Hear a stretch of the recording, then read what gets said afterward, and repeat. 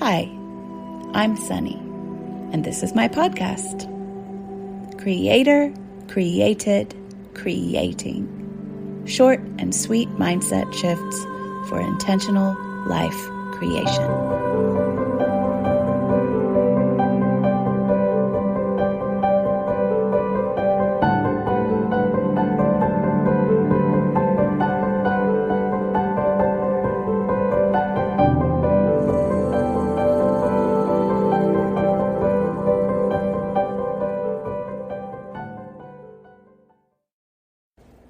A different take on feeling like a fraud.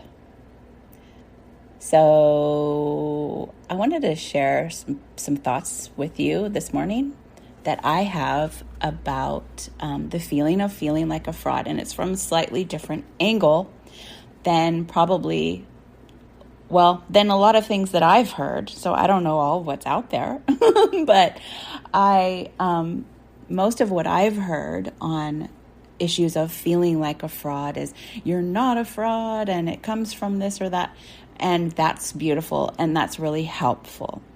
And I also realized for me, and I have been shy to share some of my perspectives on life and how things are because I don't want to sound crazy. And I don't want to trigger people. And I don't want to make people feel uncomfortable. I don't want to bring anything up. And so all of those things. And so I hold myself back from some of these things that I just kind of carry with me inside myself because of how people might judge those things. But with this podcast has really set me free. For whatever reason, this format, even more so than my writing, has enabled me to just share me in a more direct way. And I'm so grateful for that. And it's helping me get to know me better because some of these things I carry with me and I just know them, but I don't even fully acknowledge them because I'm thinking, well, these other people probably have this right and I probably have this wrong. Or I probably am not thinking about this in the right way or whatever.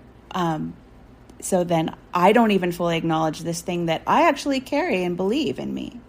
So the way I view beliefs is there aren't any beliefs that are right or wrong or good or bad or whatever. It's that's subjective. That's subjective, right? So what you believe is right for you in that moment in time. What you believe is wrong for you in that moment in time. And we're all free. We have free will. We're all free to choose that. So it's not like the way that I view something is right or wrong. It's just how I view something. But then in comes my mind and my ego that wants to keep me protected and wants me to make sure that I belong in this world and I'm not going to be kicked out of the tribe of humanity by sharing anything that I think is different. So anyway, that was a long way around to say this take on feeling like a fraud. So how I kind of view this is we're all frauds.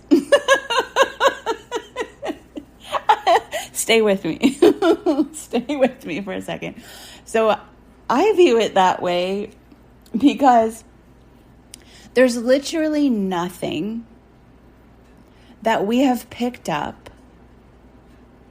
Because a lot of times we feel like a fraud. So I need to back that up a little bit. A lot of times we feel like a fraud because the things that we've heard or the things that we're trying to share or the things that we're trying to do feel like they've come from someone else. They've come from someone else. It's not really me. I didn't really do it. I just, I learned this from someone else. I picked this up. I saw this piece of art. Whatever it is, okay? Whatever that is. And that applies to all fields. That applies to everything from sports to art to writing to creativity to building spaceships. I mean, there's nothing that's not touched by that. So we're all so aware that everything we know has been passed to us. Everything. Everything we know, everything we do, everything we create, everything we paint, everything we draw, everything we photograph, everything we build, every idea we have has all been bequeathed to us by all that's ever been. And that's not just humanity, but that's Earth and consciousness itself. I mean, it is just consciousness itself. And so, of course, we are repeating. We are taking this information that we've received from others and from our world, and we are recycling that, and we are making it our own, and we're not making it our own. And it's just an iteration of what's already been. And so there's something in that that's like trying to tell us, you're a fraud because of that. Like, you are inauthentic and you're not really valuable and you're not really unique and stuff. If what you're saying, doing, creating, building, whatever, is not completely 100% brand new. And then that brings us back to that saying, that old adage I'm sure you've all heard, which is there's nothing new under the sun. And that comes from the fact that everything is just recycled and built upon. So it's taking what has been, what began, and it's building and recycling that into the new constantly. And that's what life is. That's what consciousness is. It's taking what is and it's building on that and becoming something else slowly over time. And we're all part of that. And nature repeats. It repeats. It mimics. Nature copies. Nature draws from what was and makes what is. That's how this universe works. That's how consciousness works. That's how the cosmos works. So that's how we work. But there's this part of our psyche that expects us to be something other than that. Something that's outside of that, that's influencing that. And we are and we aren't. So we have this perception like, yeah, I'm this individual being. We have this temporary illusion. I'm this individual being and I'm affecting things. And yes, you are, and no, you aren't, because you are source. So you're not source and then getting outside of yourself and affecting things, but yet you are. And I know that's kind of weird. So it's that paradoxical thing where you are and you aren't. But we are creating change. We are creating all of these beautiful things. But it's not going to have come from somewhere else. Like from just you. Like you're a disconnected thing that's not connected to everything. So we're all frauds. Nature's a fraud. Like flowers are a fraud. Like everything is a fraud if you want to define fraud as somebody or something that is okay, there's lots of definitions of fraud, but one of them is like what I was talking about. Like you've just received that information from someone else and you're trying to pass it off as your own. And yes, we do what we can to make it our own, but we're very aware. Like I said, we are aware. Like, I didn't come up with this. I was inspired by this somewhere else. And we hold that knowing way back in the back, but there's a part of us that wants to say, no, I just came up with this entirely on my own. Like, I'm this separate being who just invented something. And again, we are just like a tree is, and we aren't just like a tree does. Like, maybe it invents like a new shape of leaf, because leaves, they have a similar shape, right? But there'll be one that has a specific curl or a specific color on this one patch that's never been done before. But it's still within the pattern that is in its blueprint, in its design, that how it was made and what that was made from. I know a tree is maybe not the best example here, but You get my drift, right? Like, we're all made from what has come before. We're all creating from what has come before, and we're all very aware of that. And there is also a part of our mind and ego that doesn't want to be that and wants to individuate itself and feel very special. And that's a beautiful experience, and that's purposeful, I think. Consciousness wants to experience itself that way. But then it's painful because it's disconnecting from the fact that you're connected to everything literally all the time, to the point where the word connection doesn't even make sense to me there. Like, you're not connected because that still implies that you're separate. You just are. You are it. It's just this seamless fabric of existence that you are, that's in the shape of you and me and all of this right now. But I'm getting on a little bit of a too deep tangent there. But no, there's no such thing as too deep. No, nixing that.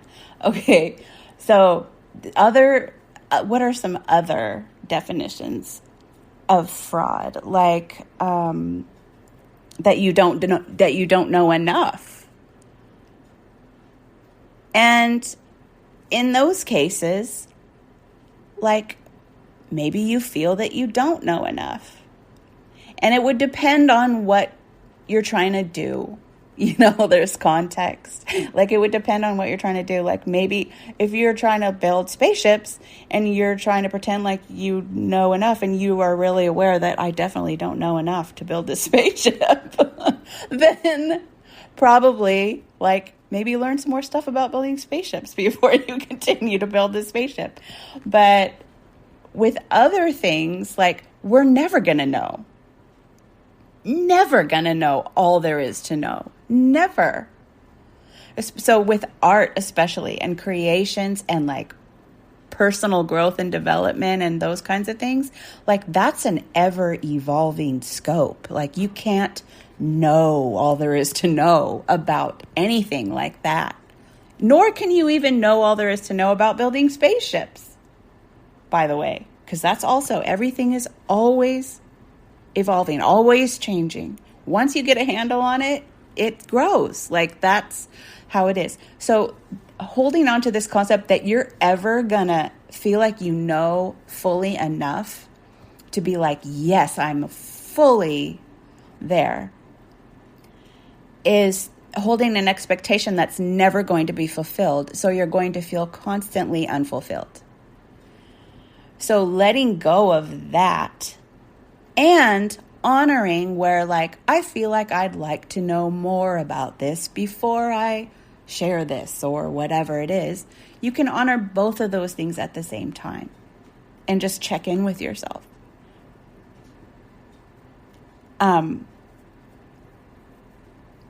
And what else? What else could be? What is another definition of fraud? Like,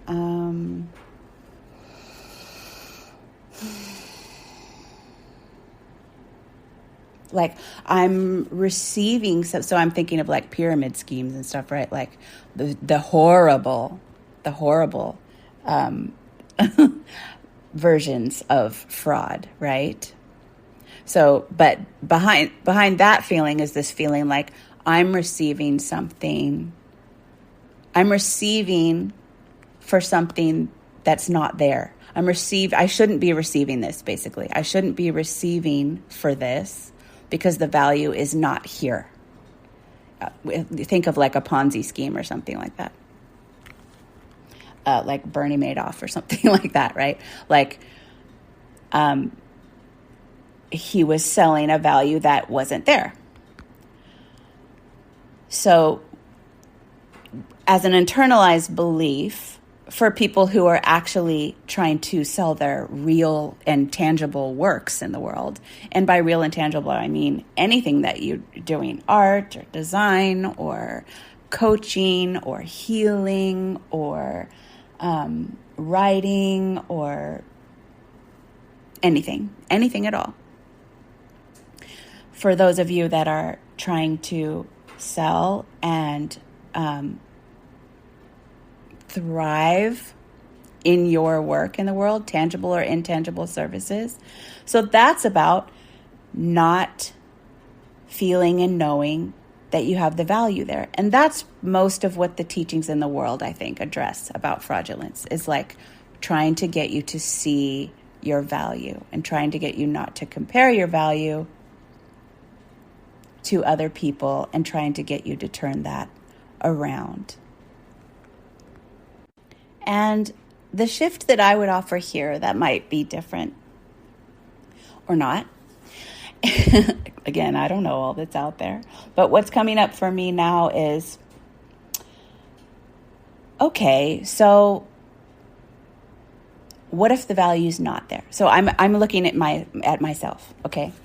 So what if somebody invests in me and something that I've created or some service of mine? And what if the value's not there for them? They don't feel that they got the return out of that. They don't feel that it was worth it. Okay, then what?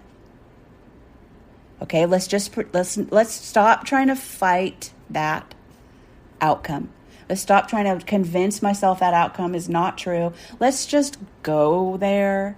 Let's just go there and see, okay, so what if they're like, the worst thing happens and they think you had no value for me whatsoever. I invested in this and you had no value for me whatsoever. Okay, then what? Okay, then I would feel really upset, really crushed for a while, really sad and really embarrassed and maybe guilty and ashamed and just feel awful. I would feel awful for a while. I might cry. I might talk to somebody I love. I would get myself support around it to do what I needed to do. But when I think about this, I think about what comes to mind is like, okay, where have I had that experience? Lots of times. Lots. Like I buy a dress and I spend a lot of money maybe on this dress or this sweater or whatever it is, or these shoes. And they weren't worth it to me. So I have the thought, I buy the thing because I wanted the thing. And I took responsibility for that by buying the thing. I bought the thing and I brought it into my life. And then I said, this isn't worth it. And my mind said, this isn't worth it. I don't like this experience. This experience isn't for me. Have I had that happen? Yes. Does that mean there was something defective or wrong with the shoes or the sweater or the dress? Not necessarily. No, it just means it didn't work for me. It didn't feel good on me. It didn't compliment me. So, and then how many times have I not even returned it because it would be more of a hassle than anything? And just like accept and take full responsibility. In fact, I chose to buy this. It didn't work out. Oh, well, move on with my life. Like it happens every day. People go to restaurants and order a dish and they're like, I hated that. You know, there's nothing wrong with the food. They just didn't like it. It doesn't mean the cook was defective. It doesn't mean the restaurant was defective. It means that person's palate didn't like that thing. And either way, that person had an experience. They had an experience that gave them value because the value is, oh, now I know I don't like that thing. And here's why. I don't like it because I actually like my eggs firm instead of runny or whatever it is. Like we're always getting value. And I choose to see it that way. Not everybody sees it that way. A lot of people think things are a waste. I am of the mind that nothing is a waste ever. Like everything is giving me value in some way. I'm learning something from it. I'm growing from it. I'm taking something away from it. Or I'm just using it as definition to define my desires.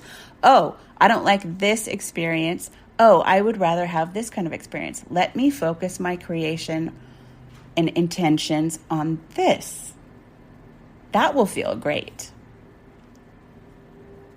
So when I look at it, when I step back from my own insecurities and all of this stuff, which we could delve into that and why, and I've done that. I've done that my whole life. And it's not gotten me, well, it's gotten me stuff. But what I'm finding now is that simply shifting towards what I would like to experience instead and taking all of that a lot less seriously is much more helpful to me now at this stage where I'm at right now. So, like, we don't have to go into, like, figuring all of that out and with all of those insecurities and everything. Like, without all of that, I can just see, oh, yeah, people are disappointed with and don't think things the value wasn't there. They don't feel the value was there. Just like the Bernie Madoff thing, like the value wasn't there. Like, you said this was valuable and it wasn't valuable to me. It did not return my value. And that's horrific for the Bernie Madoff thing. But like, we're talking about these little things where people, okay, but let's not skip over that. Let's go straight for the meat of that. Scary, right? Really scary. Okay, let's go straight into that. Okay, so the Bernie Madoff thing, like the value was not there. He was straight up lying about the value. And people lost their entire retirement savings. I remember many years ago, I read Janine Roth's book about her account of that incident because they had invested their entire life savings with Bernie Madoff and they lost everything. They lost all their money, I should say. They lost all their money they had invested with Bernie Madoff. They did not lose everything. But they lost all of their savings that they thought that they had. And she wrote this book about it. And she considered that to be, years later, after she was done being really angry for a really long time and really scared and really sad, she extracted major value from that event. Now, I know this is like, Jesus, Sonny. Like, we're just talking about straight up fraud here. Like, yes, we are.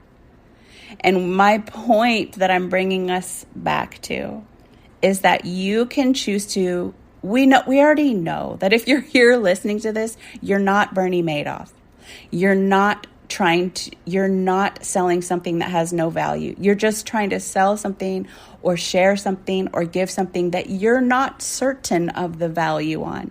Because the fact is, you have no idea how people are going to receive that value. And part of you knows that. And just acknowledging that part of you and being like, you know what, you're right. I have no idea if people are going to value this or not. And I have no idea what kind of value they're going to get from it. If it's going to be like the Janine Roth thing where the value is that something really extremely disappointing happened. And she still turned it into gold. And because she chose to see that as a gift, that she had given her power away to the money and to that nest egg, that she had given her power of safety and security and feeling okay to that money and to Bernie Madoff, that she took that empowerment back to herself. She recreated that money in a matter of years, all of it and more. So like, that's just one example, but there are many examples of that, even on tiny scales. Like, oh man, I wasted part of my paycheck on these shoes and I hated these shoes and now I can't return them because I wore them for 2 days or whatever like that. Okay, well, I got some value from that. I learned what I don't like. So now I can focus on finding what I do like.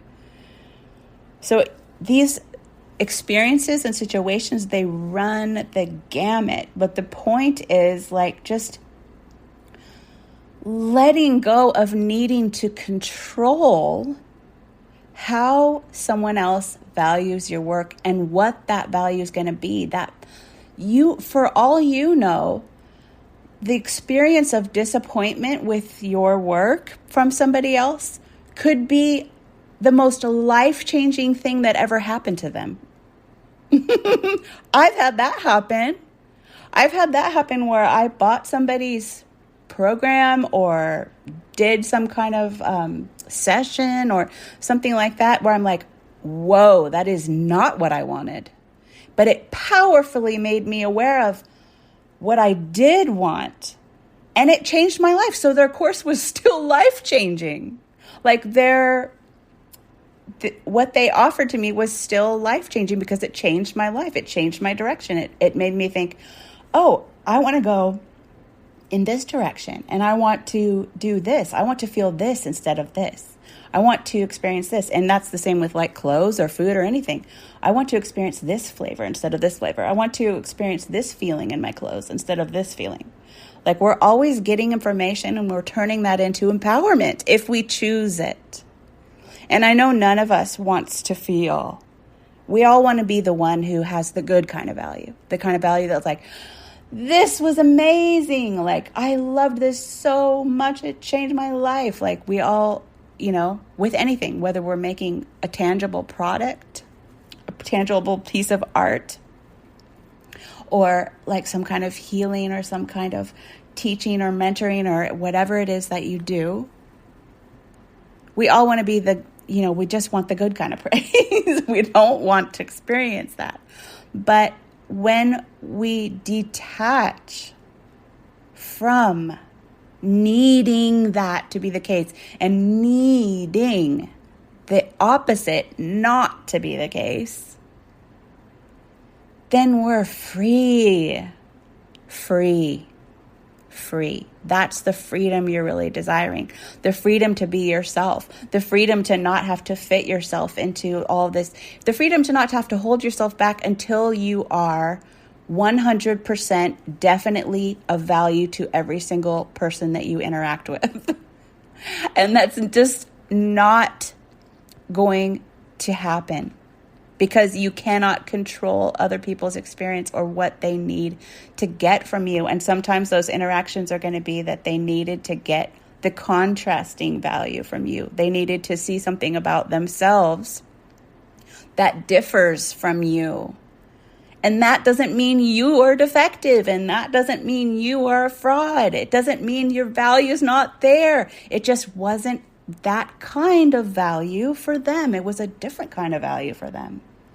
It was a defining value for them rather than I just received myself from you kind of value. But still, they're still receiving their self from you because what you've given them is themselves back. So even if somebody buys my course and buys my book and buys my pieces of artwork and they're disappointed, I've still given them back to themselves in some way because they're like, this isn't me. Something else is me. So they've still gotten them from that. And that's all I want for them. That's all I want. I want them to have more and more of them and their experience and their truth. But when I get caught up in that mind stuff, I want them to have my truth. I want you to have my truth. I want you to believe in my truth. No, I need to set them free in their business to have their truth. And I don't mean business as in terms of business, but I mean whether I'm in my own business, like minding my business or minding their business. And I should not be out in their business. That's in my own business. That comes from the lingo of Byron Katie, the work of Byron Katie. Like, whose business are you in? Are you in their business, your business, or God's business? And it's all God's business.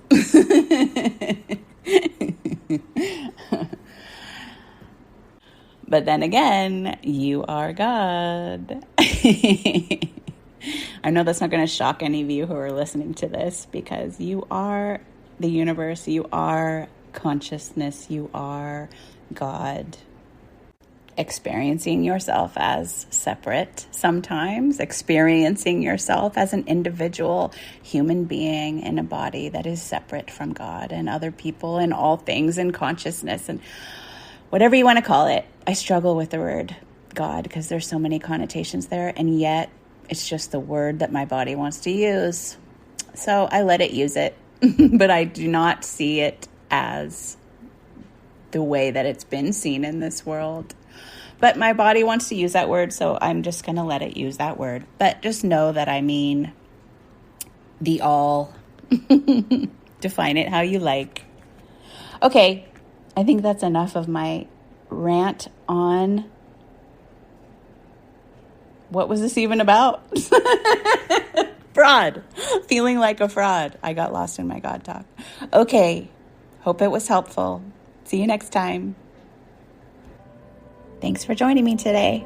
And if you'd like to find out more about me and my work, you can find me at sunnychapman.com.